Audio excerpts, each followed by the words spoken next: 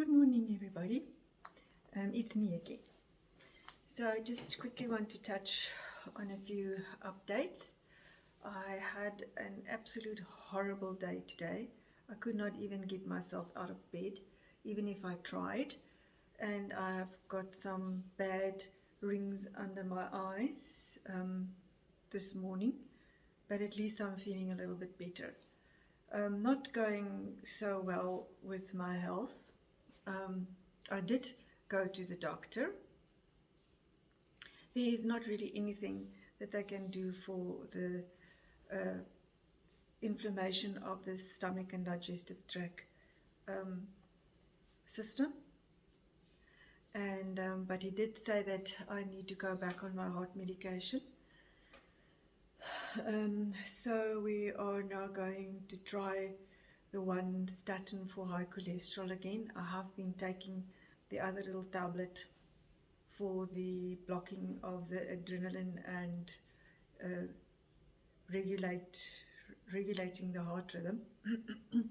The problem was that 3 of those medications, that specific little tablet for the heart rhythm, Cardiocor, and 2 of the statins had indigestion problems as a side effect, and my stomach is not right yet. Although it is much better, it is definitely not right. So I am taking a huge chance. I went to the chemist the day before yesterday to get the new prescription, of which the medical aid, if you haven't used a medication for a certain amount of time, then they kick that medication off the chronic medication section. And now I must go again for the blood tests, and the doctor must write a motivation letter again before they will put that on the chronic medication list again and pay for it, which is just more unnecessary expenses. I couldn't help that I had to stop my heart medication because of what happened to my stomach. And while I was at the chemist, I decided I will just quickly ask the nurse to test my cholesterol where they prick the finger. It just gives you a indication. It's not the fasting one. And this machine goes up to 9, she said, and my cholesterol was so high. Well, my cholesterol is so high that my cholesterol couldn't be measured. It was higher than 9. So I am in a bit of a state of stress and nervousness, because that doesn't spell anything good for somebody who had 2 heart attacks, of which the one almost took my life. And I am in a little bit of a predicament at this point in time. I feel like a walking time bomb. And I don't know how I can improve it with diet, because at this point in time I'm not eating very much. I've lost a lot of weight, and I'm starting to look very old in my face and my neck. My clothes are starting to be very loose fitting. I have given all my, yes, I have given away I've given almost all, not almost, a lot, there's still a lot hanging in my cupboard, clothes away that doesn't fit me anymore, and that was too small or not in fashion anymore, although I wear a lot of stuff that's not in fashion because they are dated, and that's actually not appropriate for me to wear anymore, because it will be mud and rest as land. So I don't even have a jean that fits me at this point in time. The other two genes, three genes, blue genes I have is very, very, very loose at this point in time. So yeah, all sorts of problems starting to happen here. And I just want to give you a quick update on my health issue, which is not doing well. Then the other thing, and this, I don't think I'm going to have time in this video to address that so much, is you might wonder, why am I telling you all these terrible things that happened in my past as a child and as a young adult? What does it have to do with you? Why am I hanging all my dirty washing on the line for everybody to listen to? Because I do feel if you don't understand that you will not understand my health problems that I ended up struggling with for the rest of my life. When it finally became too much for my nervous system, my immune system, and my body, it all packed up to never correct itself again. A continuous increasing battle of being non-functional as a human being in life. And there's nothing they can do for you. Once that has happened, you are stuffed. There's no other better way that I can put that. So you need to understand the whole history up to the point where that actually happened, to really understand that it is not something in the mind, and it's not something that pull yourself together or that you are lazy. And I was wondering yesterday if this stomach problem and the 3 COVID infections that I had has not triggered the chronic fatigue syndrome again, because I have been walking around with a sore throat coming and going for about 3 weeks. My nose is wetter than usual, and I am tired.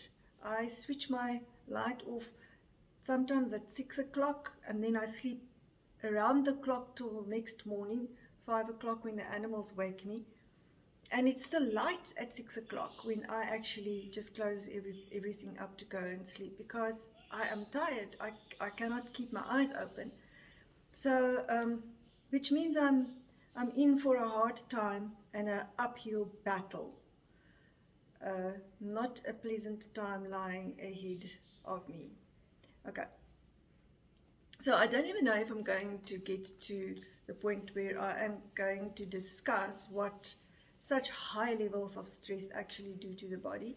I am actually going to touch on it at some point in time, which is going to be a little bit of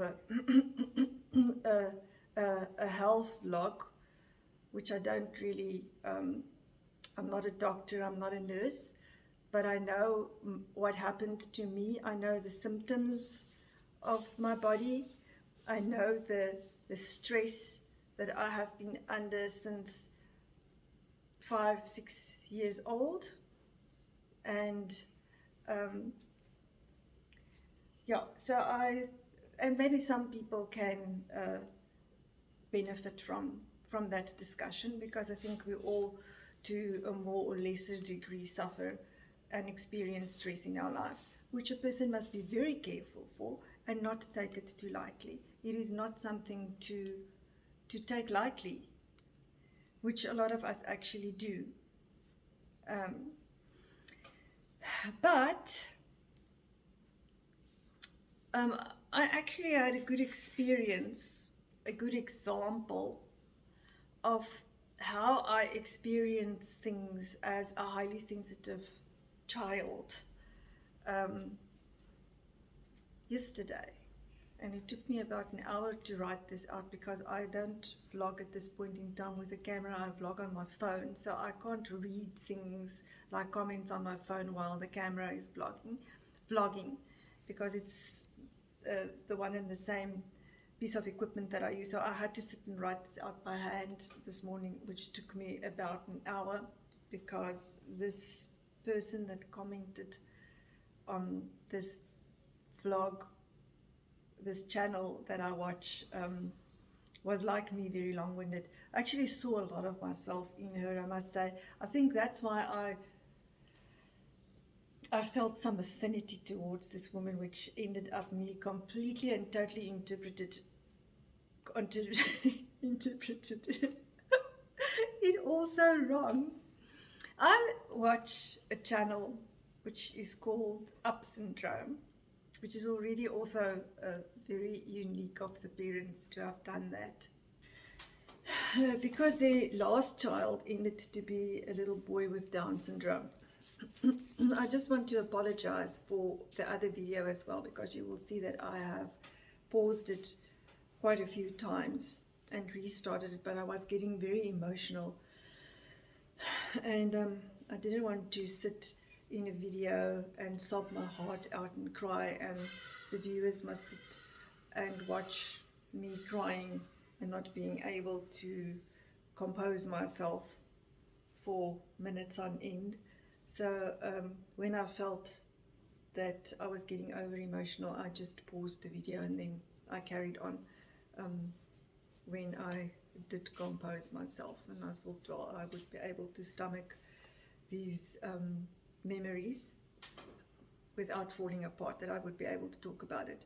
So I do apologize for that, and if that happens in future, then you must just know that that's the reason why. Okay, back to Up Syndrome.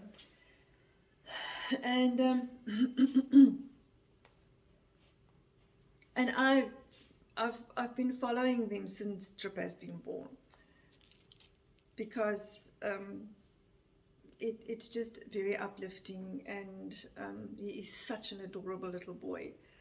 And yeah, so I am a subscriber to Up Syndrome, and she had, now recently she posted, she made a short on her relationship with her eldest son, sort of a tribute to him. He's still young. I think he's still in secondary school or high school, and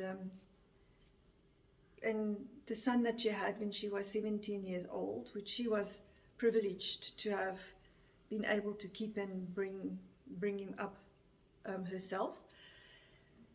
And yeah, she had a short on that, and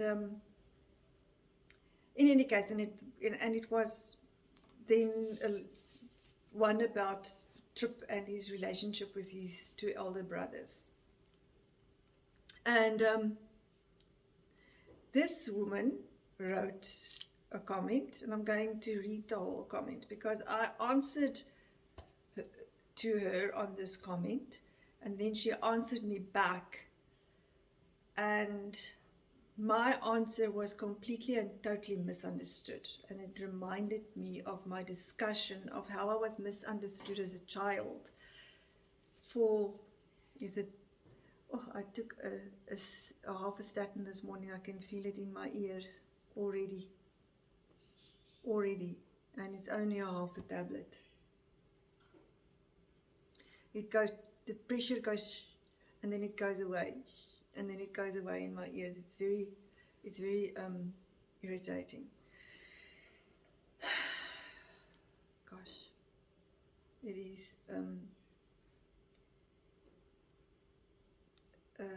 It's worrisome.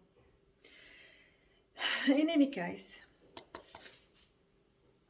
back to Trip and this woman, and she wrote this comment to this video that we both looked and watched, and her comment was, I must just say, I have learned that the shortest comments, a one sentence comment, actually grabs the attention of the YouTube creator. They don't have time to read books of 1,000+ comments, and many of my one-liners Not that that's what I aim for, don't get me wrong. But many of my one-liners will then be highlighted, or the YouTube creator would comment on that, on my comment. But this woman wrote the following. It was now a video on Trip and his brothers, and the following reply was then, and I'm going to read it all. I hope it's not going to be boring, but pardon me, I commented on this and then it was completely and totally misunderstood. And like I said, it just reminded me on basically the story of my life and how it makes me feel, I don't know why things always go wrong in my life. Why nothing that I attempt to do turns out to be a success. It's like I've got a spell over me of just you must struggle. Life is not, you are not meant to have an easy sailing, plain sailing life. That's how it feels to me. But without now being dark and depressed, which I'm not, I'm going to read her comment for you. So she said, I'm a French mom living in France, and I'm a real fan of your family. She's now talking about, now look what I'm doing. I'm doing exactly what I did in the orchestra. So she is now talking about this family.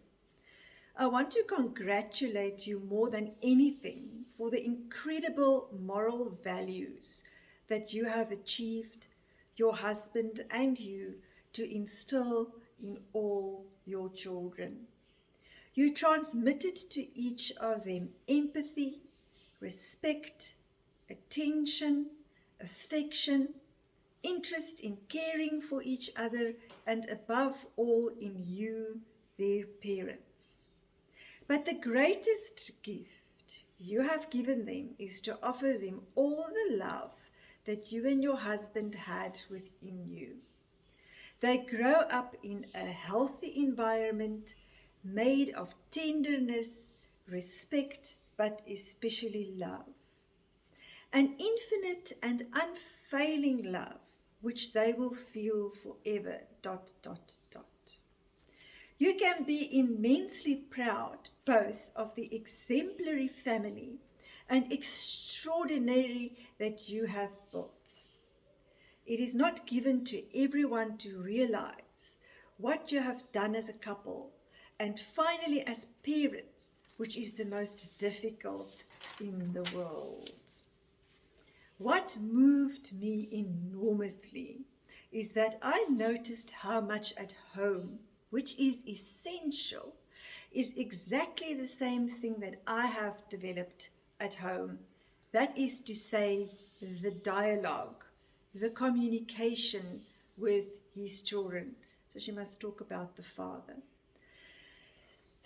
And now this is important. It is essential to teach them to speak, to express their feelings, their emotions, what they think, what they feel. And I think that this is exactly what some of my vlogs are going to be about. The devastation in a child and as an adult if this do not happen in the home environment. So I was impressed with this insight that this woman was showing through her comments, through what she was saying. My focus was now not on the Tripp family anymore. My focus was now on this woman's explanation of what the home environment should be like, what the parent should be like, what children must feel like in a stable, well-adjusted home environment. Okay, so she carries on. Because these principles are their base, exactly. The pillars of family. I'm 49 and I've been a restaurant manager for almost 30 years. I can tell you that over the decades, I have observed such a deterioration in the parent-child relationship that it has become not only pathetic, but above all dramatic. Because there is nothing worse than not establishing dialogue, exchange, therefore communication with your children as soon as they are all babies and toddlers. And exactly. So if you are scared of your parents, I want to know, do you think that I will feel the freedom or the need to go to my parents with a problem, or if I have done something wrong, or if somebody else has done something wrong towards me as a person? No, because you are scared of the backlash. You never know how an unstable parent is going to react towards you when you are going to them with a problem or with something you have done wrong, or if somebody has done something to you which would be unacceptable in their eyes, because they will turn around and they will blame it on me. It was done to me because of me. I must have done something wrong. I must have invited it to happen to me. Not that maybe it is the other person, it would be me. And then you will be in for the beating of your life. So what do? There is not that trust, foundation of trust, and that safe, that environment of safeness, that you can go to your parent. You've got nobody to go to. I had 2 older siblings, at least. I don't know what my elder sister did.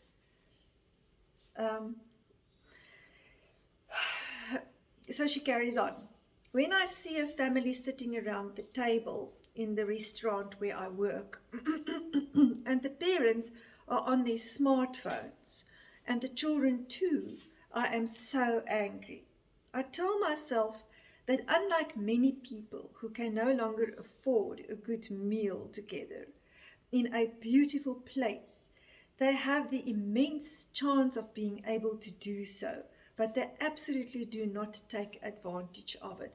Now, as far as cell phones are concerned in restaurants, I must say I agree with her, but now that I'm a vlogger, I will probably, the 1 or 2 times that I will go to a restaurant, I will most probably also yank my phone out to vlog,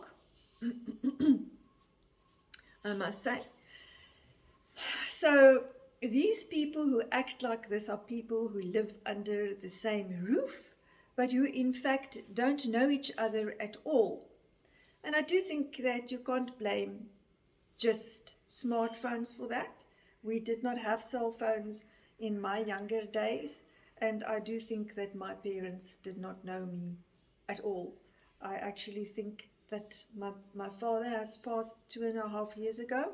I do think that in the last month that I actually looked after him, that he might have gotten a little bit of a better glimpse into who I am as a person, and that he did die knowing very well who I was, and also knowing that he misunderstood me for the whole of my life.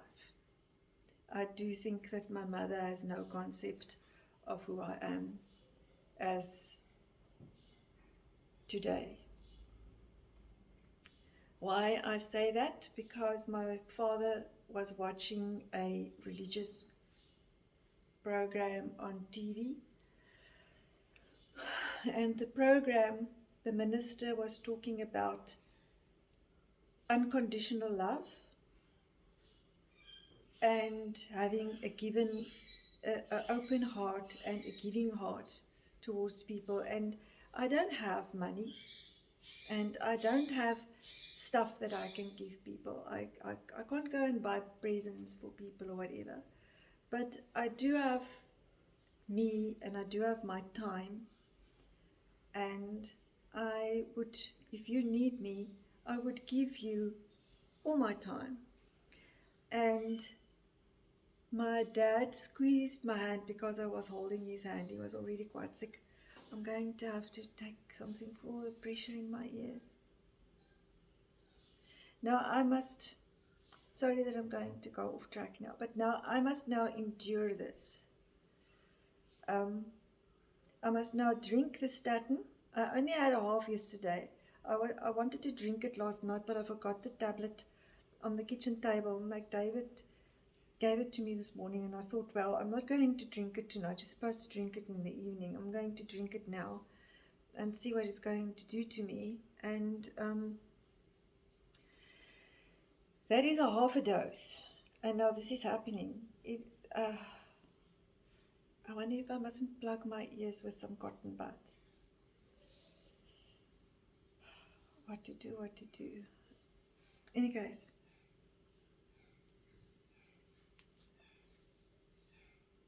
And my dad squeezed my hand and he looked at me and he said to me, "That's you." So I know that my dad passed away with a completely different knowledge and impression of who I was and what he thought I was, or what my mom forced him to think that I was. Okay, I'm going to finish this and then I will come back to what I have to say, because I jump around so much. And she carries on and she says, "My son Louis, who is 23 today, has been used to dialogue with me." And now she says something very strange here. I think she could have just gone on to say, "I always taught him that I was his mom," but she said, "I never exceeded the limits." Oh, it's such a piece of redundant information to put in there. I don't know, maybe I'm reading too much into it, but to me, that wouldn't have come to my mind if I have a discussion of my bond with my son, if I had a son. She said, "I never exceeded the limits."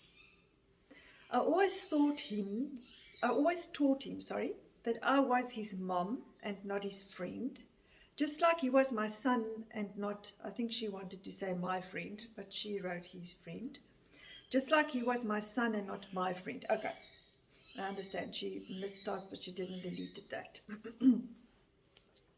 We've never intruded on each other's private lives. Also a little bit of too much info. And with lots of details like that, it's created a real concept and relationship of trust. I also admire the way she's now addressing Trip's mother. And Trip's mother is gorgeous. What, if I can use the word sexy, what a sexy woman, girl. She's gorgeous. I also admire the way you have done a positive point of Trip's difference to his siblings, because he's got Down syndrome. It's so wonderful what you have created and developed as a bond between them. Please accept all my most sincere compliments for the sublime family that you have. ... Bravo, Madame. And this chapter in the book that she wrote got 1 like. People don't read. That's why TikTok is so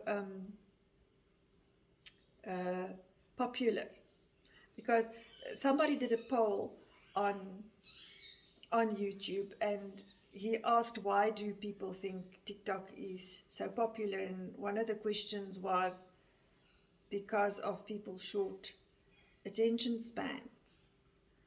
And most people actually tick that that's the reason why they think TikTok is so popular, is because of people's short attention spans. Which one did I tick now? I can't remember. I thought it's because of the instant gratification that you can get. If you hit a good TikTok, it can go viral.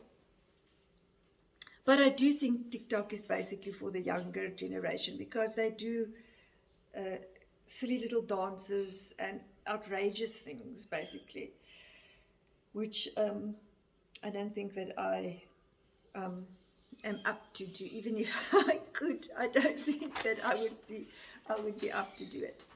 Okay, so on that long spiel of this woman, I just want to blow my nose. So on this long spiel of this woman, and the time goes so quickly now. I'm already busy for 30 minutes. God, hair. Sticking my house is full of animal hair, full of dog hair and full of cat hair. But they my children, and this is their house, and I live with that, and I refuse to even go to the fact that my constant runny nose might be because I am a little bit sensitive to cat hair or dog hair. That is not an option with me. I will walk with my wet nose and blow it on a more than regular basis. Okay, and now again, sniff and forever touching my nose. That's fine. They come first. So my comment to this woman was now remember, I'm not now commenting on the vlog anymore. I'm now commenting on this whole chapter that she wrote, which I thought was, I could relate to a lot of what she said. So I commented, makes me sad, as I have only known a toxic relationship with my mother. I am 57 and she 87, and she is still doing it to me. I have decided to distance myself from her 2 weeks ago. I just cannot take her abuse anymore. That was my comment. Because of everything that this woman wrote is everything that I don't have in my life and that I never had in my life. And here her comment comes back to me.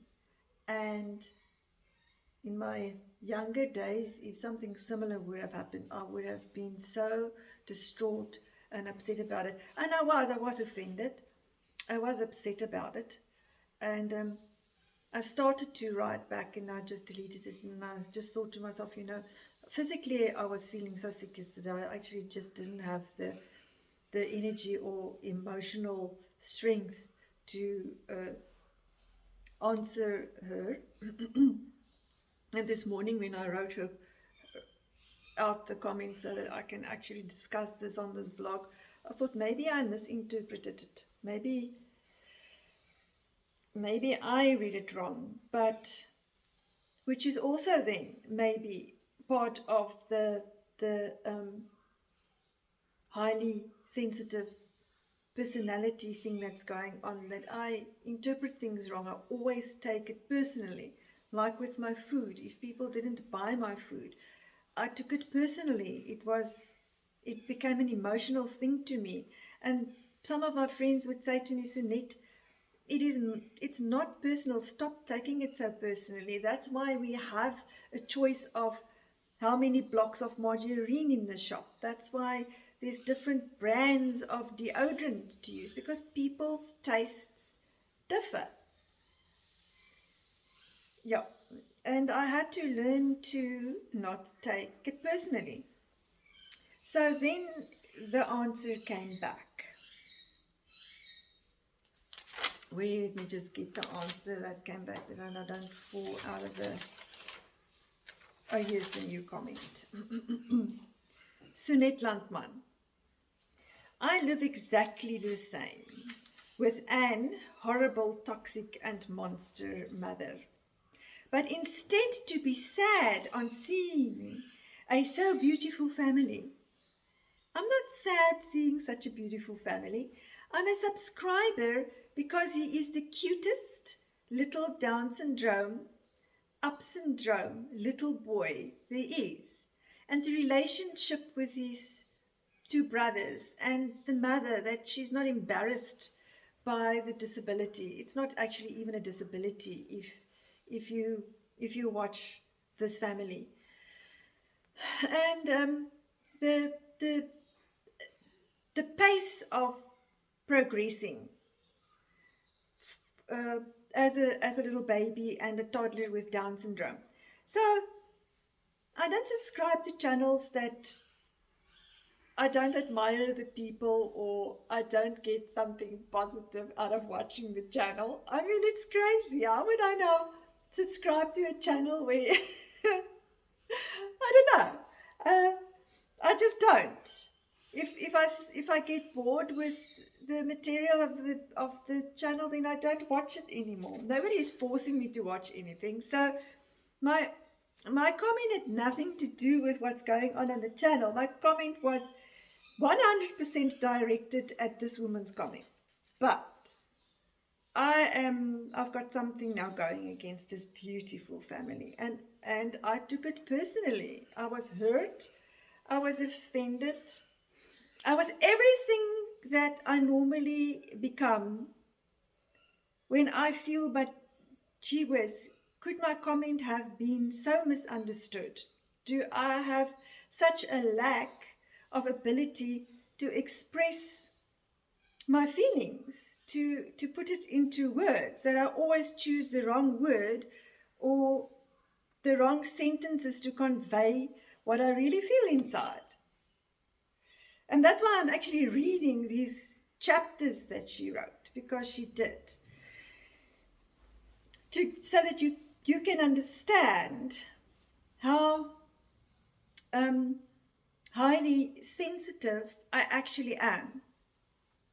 Which doesn't make life easy. It's not pleasant to be like this, but it might just give you as a viewer, a little better insight in that, in my personality. So I wasn't saddened by the beautiful family. I was reading the truth and the insight in a comment, and that saddened me. The fact that everything that she spoke about there was what I did not experience in my life as a child and a toddler. And that saddened me, because I think if things were different, my life would have been so much different. My life would have played out so much different. I would have maybe been a healthy, well-adjusted, very stable person, where I'm now just the complete opposite.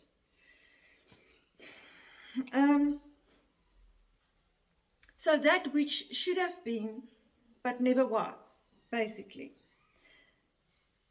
So she carries on. I'm so happy there's some fantastic parents with so much love for their kids. Well, I'm happy for that as well. And I'm sad because in my life, I wasn't one of them. Each second, each minute on this planet, so now I'm getting a sermon. There are so many children who are psychologically abused. Yes, of whom I was one. I was psychologically abused, and I still am. At 57, I am still psychologically, emotionally, and economically abused by my mother of 87. And I know that people ask me why. Why do I allow it? And there are maybe reasons why I must suck up, of which the main one is financially, that I must suck it up. I must take it. And that's one of the reasons I'm selling my soul on YouTube. I had to make the decision that I must make my own money, which this is maybe not the worst way to do it. Not that I'm selling my soul on the internet, but because I can do it from home. Like yesterday, I could not get myself out of bed, and I had a bedridden day. I felt sicker than sick. Today I'm feeling a little bit better. Today I can sit and do this. So this is actually, I'm doing this out of desperation, not because I want. And I'll just focus on this, and then I will come a little bit, in the end I will talk a little bit about how YouTube and the algorithms work. And she carries on. And now my nose is sweet again. Shall I just try and ignore it? Okay, I'm going to try and ignore my nose and just carry on a bit. No, I can't. I have to blow it, sorry. And you know, that's the problem now with these tablets. Sorry, I'm back at the tablets. A lot of the medication has got shortness of breath as a side effect. So I struggle with shortness of breath. So I might have a side effect now of the Cardicor. I would say the Cardicor because have been drinking the Cardicor for some time. My runny nose might now become worse because sinus problems are a side effect of the statins. Sometimes I feel so sick, and I'm so sick and tired of all the side effects that I sometimes just think I must just leave everything and must just let it take its course and get the flippin' last heart attack that's going to take me out, and let it all be over and done with. Stop stressing over dying. I must die of something. I'm most probably going to die of a heart attack, and I will discuss that in some other video, that I actually think that dying of a heart attack is one of the better things to die from. It's not the worst thing that can happen to you to take you out of this life. It is quick over and done with, and but I will discuss that when I discuss heart attacks and how it feels to be seconds away from dying of a heart attack, and what it feels like to get a heart attack as a woman, because I had completely and totally non-specific heart attack symptoms. Believe me, strangest thing out. But I sometimes feel just leave all the medication. Everything is already messed up. My nervous system is messed up. My immune system is messed up.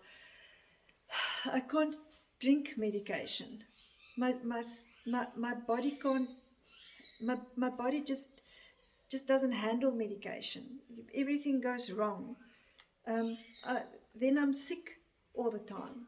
And I'm not just talking about a side effect that's just a little bit of an irritation. I'm talking about life. It becomes life debilitating. I'm so fed up.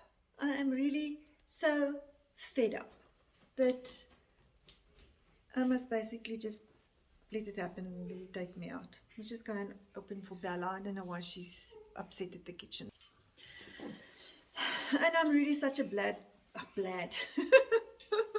I am really such a bad vlogger because I don't keep to the topic at hand. So some viewers will come to listen to a specific topic, and not because I'm vlogging my personal life. They don't want to hear anything about my animals or my health, for instance, or whatever. And then here I'm rambling on about everything that's happening in my life. But now with the animals now, it's so difficult. I must keep them separated because the silky rooster has started to fight with the Orpington rooster, which is 5 times his size. And I think that he nicked Hani's eye. That's where Hani's pussy eye came from. And I must still post that video, which I made. And so now they must be kept separated. So I must sometimes rotate them that Hani can be in the front, and then sometimes Doodlebug can be in the front. But when Doodlebug is in the back, I can't put the 2 silky hens with him because they can't see, and the one almost drowned in the swimming pool. Then Prada got into the Prada, come here. I need to see you, please. Now I must just go and get another bed because the cat has now made herself at home on the dog bed. I have a set of dog beds in the study or my home office where they can lie with me if I work there. And then I have a set of beds in my bedroom on the floor, which is a little bit redundant at this point in time because my last set of dogs I brought up to be with me in the bed. So if somebody else now comes into my house after I've passed, they will not understand why they can't sleep in the bed, why they must sleep on the floor on their dog beds. Now when I work in the kitchen, if I work with food for other people, I don't let them in the kitchen. but then I pack their dog beds here in the dining room so that they can be close to me. And I'm now in the dining room, so then I pack their beds here so that they can be here. Back to Prada. I don't think that she kills the chickens and the guinea fowl on purpose. Prada, kom net nou maar jou kan sien asseblief. Jy kan nie uitgaan nie. But like with the two guinea fowls, I mean the two guinea fowls, Piper and Gonzales, fought over spickles. And guinea fowl males that fight, it looks quite aggressive, and they will chase around one another around. If I'd say hours on end, you can believe me, hours on end. The whole day, those two will run after one another. I did separate them at times, and then things started to seem to be going well again, and I will put them together again. Kom eens op. And it was early in the morning. Also, all the disasters with my animals always happen early in the morning. Why aren't you now? Okay, now she's now walking around because Stoffel is now lying. So I've got Chloe lying on the one dog bed, and I've got Stoffel lying on the other one. So I'm going to go and fetch another dog bed. Just hold. Just look at the time. So I can't let Prada now go out to enjoy the garden on her own. And she's a dog with so much energy. Now her energy gets all bottled up, but I don't trust her. So these two guinea fowls were fighting, and I was just making my bed, literally. And it was early in the morning, and I opened so that they could go out for their poo or their business. And I heard the guinea fowl, and I went out. I was too late. The two guinea fowl was fighting, and I think that she was trying to break them up, and she was a little bit too rough with Piper, and she killed Piper. So I just don't trust her to be with the poultry without supervision. So it is problematic. You must keep your eyes on it. Now I've got that duck, the drake that wants to drown the little hens in the pool. So it's supervision, everything. It's very tiring actually. Okay, so where was I? Let me just finish this one topic for once and for all in my life. Okay, so she carries on. For these poor children that's psychologically abused, and who have no food, no bed, no room, no toys, no clothes, so many little children who are beaten. I was one, I was beaten, who are raped by those around them, who are kidnapped, who are killed, massacred. There are also 4-year-old children who start working and who will be whipped, beaten, who will barely have a piece of bread in the evening before lying on the ground to sleep for a few hours after having spent at least 12 hours making bricks, weaving, being in a sulfur mine, chopping wood, breaking and collecting stones. And all those children kidnapped to serve as sex slaves to pedophiles who will prostitute them for years and who will kill them when they are too old to please these psychos who should be eliminated and not put in jail. So when she tells me about a wonderful family like Trips, then maybe sometimes I envy them, and I envy the family. Maybe I do envy the Trip family. For 1,000th of a second. Not like me. Maybe she thinks that I spent my whole life thinking of how wonderful the Trip family is and being jealous of that. But it's quickly banished from my mind as I think only of the happiness of these children, so beautiful, with their magnificent smiles and filled with love, thanks to their parents who understood that life is first and foremost about loving each other and to accept as we are, Now, would I not be sad when I read a sentence like that? That life is first and foremost about loving each other and to accept as we are unconditional love. I did not know unconditional love. I knew conditional love. Still, up to this day, conditional love. I don't have any concept of unconditional love. I think I give unconditional love. This couple should receive a medal because they only convey strength, courage, and love. They are outstanding while simply doing their best. ... I admire and adore them for having succeeded in creating such a balanced, happy family and children who above all love each other between brothers and sisters. And this whole spiel got not a single like, which means nobody read that comment except me, which I did not go and put a like there. So, yeah, the reality of social media is that when people started to comment on your post, and I don't know why people don't comment on my post, because it's very much about a debate for me. I am wondering, I want to do a vlog on swearing. Because I watch this Trevor Colt, I think that's how you pronounce his name, and he gets such a lot of flack about swearing because he swears a lot. And I think YouTube also took him to task. I'm not sure whether it's about the swearing, but it might be because of the swearing. And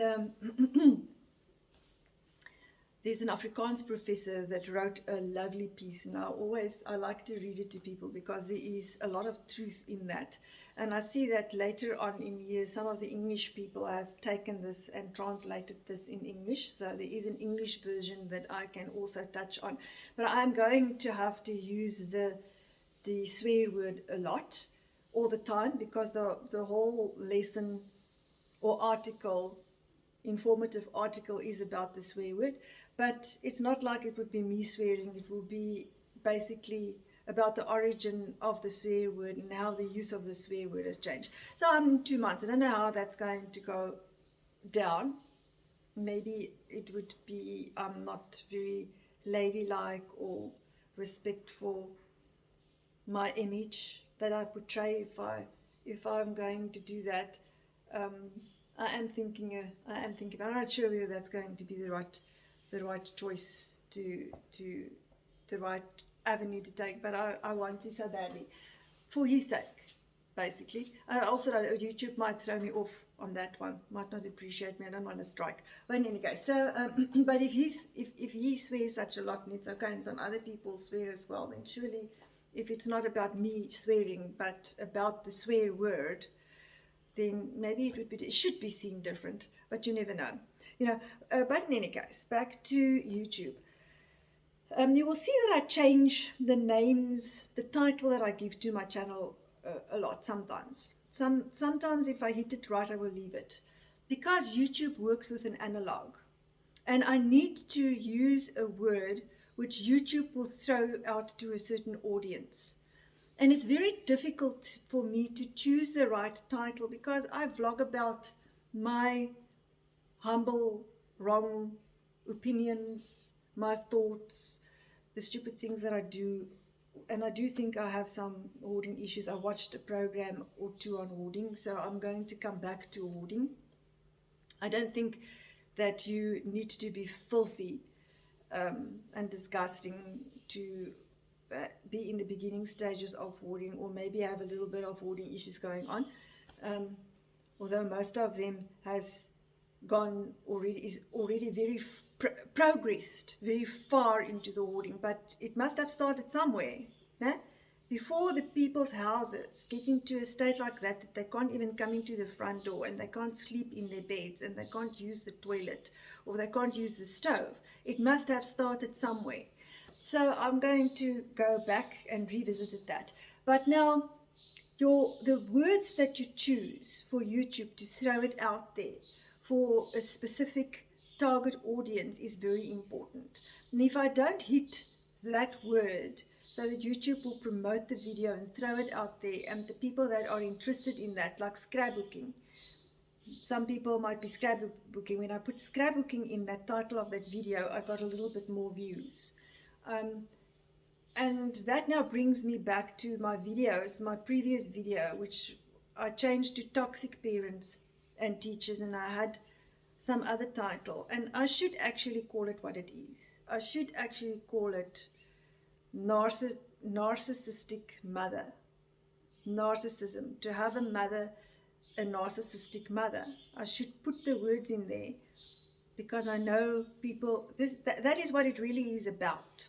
That is the reality of the situation. I don't know why I'm trying to what's the word I'm looking for? Protect her. I don't know why I'm trying to protect her from the reality of the situation. So I must maybe title this whole story as narcissistic, having a narcissistic mother, or growing up with a narcissistic mother, or being a product as an adult, having a narcissistic mother, part 1, part 2, part 3, part 4, part 5. Maybe I must do that and see what traction I'm going to get, because I'm actually outputting the embarrassing, hard reality of my life out here on social media for everybody to see. But like the one woman said when I watched the video on how to, we're all complaining about how difficult it has become on YouTube as a newbie. And she said, you know, just keep at it, because everybody has a story to tell, and everybody has a story to tell. And this is actually really my story. And maybe at this point in time of my life where I find myself, I know we all know that we must die, and none of us know when it is our time. But I know that my risk is 95% up there, that it can happen now. I can stand up and walk to the fridge, and it can be all over. And I have a story. I have a huge story to tell. I had a horrible life. Mistakes that I've made, some of the mistakes I made is because I think of the way that I was brought up. I'm going to have some very controversial things to say, which people will crucify me with. And I hope that debate will take place in the comment section, because some of the things I'm going to say is basically just my opinion, how wrong my opinion must be, and how people can say, oh, how can this woman have this opinion? It is an opinion and is open for debate. That's why I said you in conversation with Sunit. I stopped using the in conversation with Sunit because I wanted it to feel more, when I'm busy with my cupboards and my hoarding and my OCD or whatever, that it must feel more like a visit, that you're coming to my home and you're coming to my life and you get to know me a bit better, and you're visiting me like somebody that will come for coffee. But when I'm dealing with the serious stuff, then I'm not laughing and being silly and reminiscing and telling anecdotes and little stories about different things in my house and in my cupboards or whatever, where it's a more serious, maybe a more boring video that I'm putting up there. That I hope people will just stay with me, because although it's like haphazard at the moment and it's pieces here, there, everywhere, it will all come together in the end. It will all make sense in the end. So I'm going to end this video here now, and I'm going to make another video in the same attire, where because this is already a long video. So I'm going to say end off here and say thank you for watching, if you are still with me at this point in time, and I hope to see you in the next video. And take care as always.